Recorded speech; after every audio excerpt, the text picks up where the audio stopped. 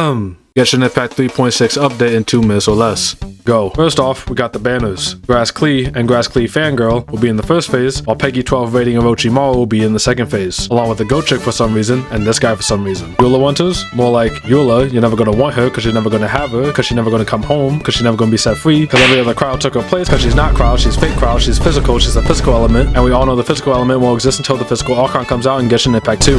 No, 3. The sequel, which is still sooner than Genshin on Nintendo Switch. Next, he got a weapon. Next, we got 2 new artifact sets. One that's good and useful and you'll definitely be wanting to farm for, and one that's weak and awful and is probably going to have little to no use. Kinda like the character it was made for. Next, Bezu got his first story quest, while Nahida got her second story quest. Must be nice. Next, we got new events. A Parade of Providence. In this event, you compete in a Simu faction war to decide who has the best club activities. These are your gang leaders. Who will you choose? The funny guy, the guy who thinks he's funny, the elegant, almighty, and wise Madame Feruzan, a furry, or a sleep-deprived college student? Let me know in the comments. Next, we got a hangout event with said sleep-deprived college student. Cool. Next, Fulminating Sandstorm. In this event, you hunt down the Waynut before it hunts you. Brewing developments. This is just like every other combat event ever made in this game, but only this time, random effects can take place at any time. So this one might actually be fun. Overflowing Mastery. We all know this one. The Recollector's Path. This event will take place in a new area of the Simu Desert. Here you will train and raise a baby Sealy Orange Oceanid thing as your pet and lifelong companion, in order to explore and fly around,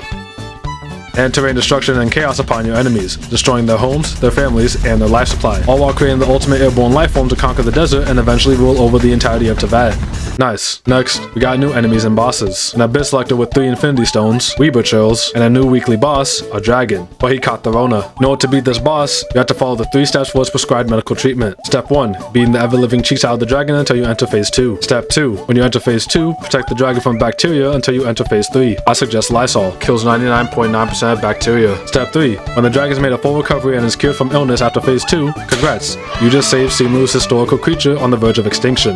But guess what? You still need those weekly boss materials. So proceed back to step 1 and continue beating the ever-living cheeks out of it until it dies.